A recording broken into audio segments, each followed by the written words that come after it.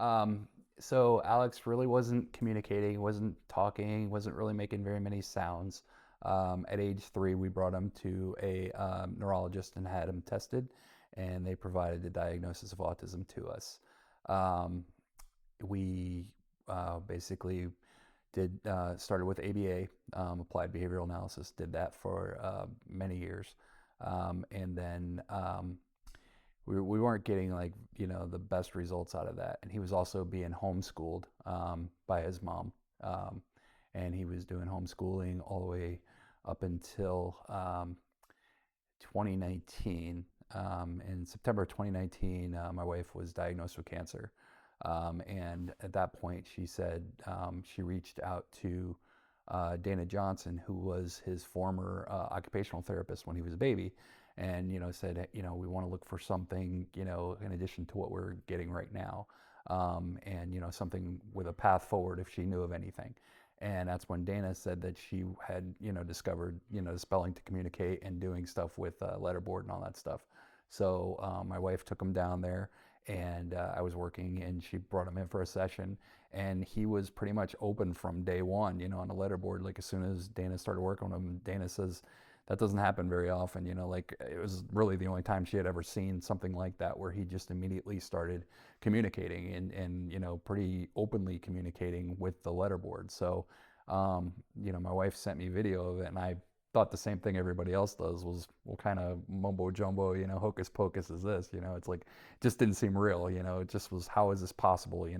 So of course I was a huge, skeptic in the beginning, wanting very much to believe it, because you always assume your child could understand everything that you're saying to them, and you kind of take it for granted that you hope for the best. Like when you're speaking to them, you hope they're understanding everything. So when we saw that, I went immediately to the very next session, and I got to see it for my own eyes. And not only was he communicating, but he was communicating at such a level that, almost like speaking to another adult. And it wasn't like childish stuff. It wasn't, he wasn't saying things gibberish or childish. It was very much having a conversation, with us. And it just blew my mind, that something like that was even possible. Um, and then Dana was demonstrating some math stuff with him, and he was doing math at like a calculus level, and we're thinking, how is this possible? Like so we asked him, how did you learn this? And he said, well, I learned basic math from mom, homeschooling, but I taught myself, algebra and trigonometry. How is that even possible?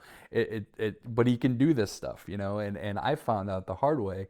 My wife passed away in June of 2020, and then I enrolled him in Invictus Academy, Tampa Bay, where he is a full-time student now. He's going into his junior year, um, and and it's all spellers that communicate with boards, and he, during COVID.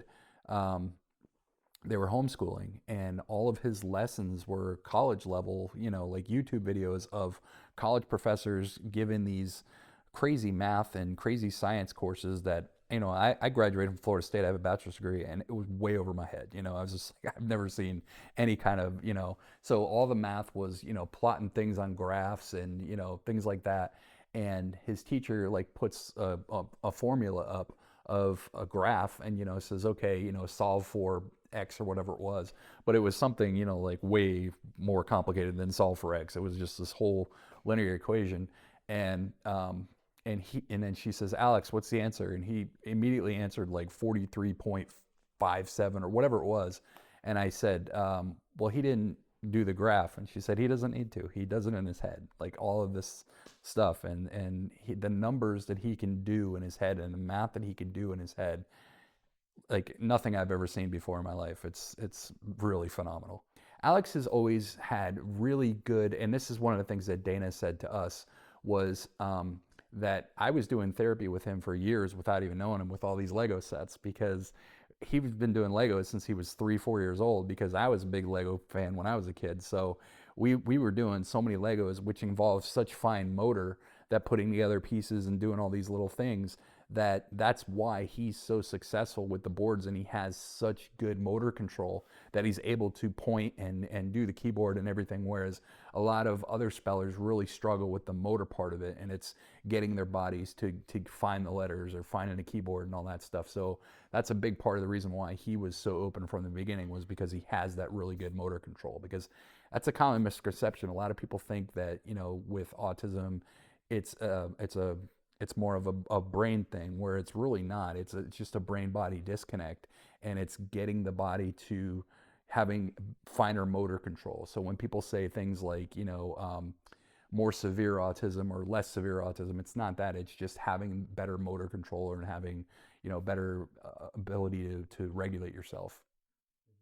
So how old was Alex when you guys found out about Spike? This was in 2019 is when we first started doing the boards. So he would have been, he was born in 2006, so 13. And so what was his education up till then? How did you guys deal with that? We started him in elementary school, in public school. He did that for almost a full year, and then we realized that wasn't going to be a good fit for him. So then he tried going to another public school, or I'm sorry, not a public school, but a private school. And that, he did that with my wife. Like my wife was able to go to school with him and kind of help him through some stuff. But it was more behavioral issues than anything else. It wasn't educational. It was always, behavioral stuff, because he was getting very frustrated because he didn't have the ability to communicate. So everything he was doing, his body, like he said in the interview, like his body fails him all the time. So he isn't able to. So he had a lot of frustration because of he wasn't able to communicate his preferences or his desires.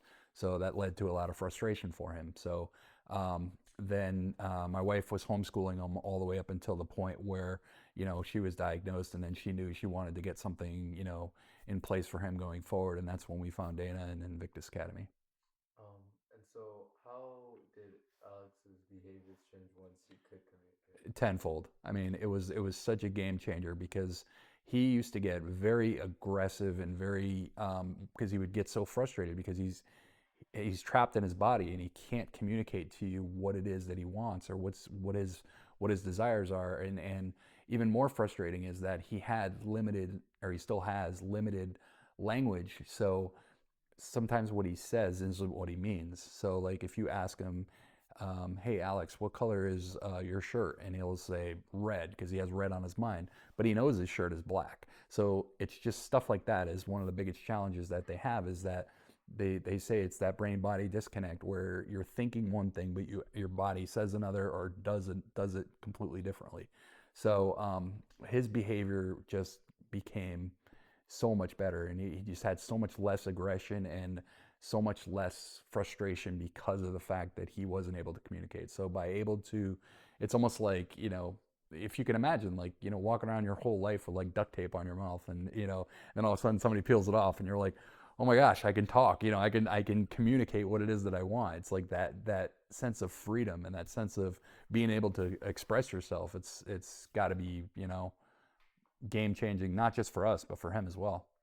So what would you say to other parents who probably have had like years and years and years of not presuming competence, and what would you say to those parents? It's funny you asked that, because like my best friend's daughter actually has autism. She's 5 now, and she's still not speaking. And I tell them every day that the most important thing is presuming competence, because even though you may not think that they're understanding anything that you're saying, or they're not paying attention to you, or they're in the other room doing whatever, they're hearing everything you're saying. They understand everything that you're saying. They know that you are, that everything they're like sponges. They almost have like a heightened sense of awareness, like a sixth sense that we don't know about, that we can't. He tells me all the time, he's like, Dad, I can't explain it to you because you have a neurotypical brain. But my friends and I, when we're together, like we host a lot of parties here at the house. Like most of the people that you probably have interviewed already have been at our house. We hosted the Halloween party, the Christmas party, the Memorial Day party. We always have large gathering here with a lot of the spellers. And a lot of the parents are, kind of doing one thing, and like the spellers will all be either in the pool or all be in another room, or even maybe not even be in the same room. But later on, I'll ask them, and it kind of seems like they don't even want to be there. Like one person will be sitting over here, one will be sitting over there. They're not really interacting at all. And then later on at night, I'll talk to him and he'll be like, that was the best party. That was the most amazing thing, blah, blah, blah, blah, blah. And they are communicating, and it's like it's almost like a telekinesis type of thing, that they're all talking to each other on a level that we can't understand as neurotypicals. It's like a sixth sense type of thing, and so many of the parents will be talking, and they'll say, oh yeah, my son or daughter said this specific thing about the party. And we're like, well, yeah, that was something that, Alex said the same thing, whatever. So it's like there is some communication going on there, whatever, among themselves. And they always, he always tells me, he's like, don't think that just because we're not, we're not talking to each other, that we're not communicating, because we are communicating. And it's probably at a level of things that we can't understand, but they have their own way of communicating. It's pretty amazing. And I mean, I would love to know how that works or what it is, but um, I mean, they say it all the time with, like whales and dolphins. They're able to communicate with each other at a level that we don't understand, but they're communicating. So it's there's something definitely going on that we don't know anything about. So, final question: how did your outlook on the future change after you learned about? Oh, it's pretty amazing. I mean, for us, it came at a really hard time, obviously, with losing his mom and everything. With her battle with cancer and everything. It was like the timing of everything was really hard, getting through that. And then, of course, COVID. So it's like everything just kind of hit us all at once. So um, it's I'm happy that his mom was able to see that, and that she really kind of planted this seed for him, and you know, like really found this school and found this way to communicate, and it was kind of like her like last gift to him, to us, and putting us, um, giving us that and showing us that, hey, the future is bright. And she really laid the blueprint for us, and we're just kind of following that for right now. So it's like eventually we're going to find our own way and figure out what it is that we're doing. But by enrolling him in Invictus Academy, like, he loves his school, he loves his friends, he's got so much more of a social life, and so much more of he's just a happier person. And I am too, as a result of it, of him, seeing him, like I said, we host all these parties because I've been looking forward to the day that he had friends forever, and now he does. And not only are they friends, but they're great friends, and there's such a love there and such a community that it's really gotten us through these really, really hard times. And it's great to have these people in our lives. So yeah, it's completely life changing, and it completely changes your outlook on everything. Gotcha. Well, thank you so much. I Thank you. really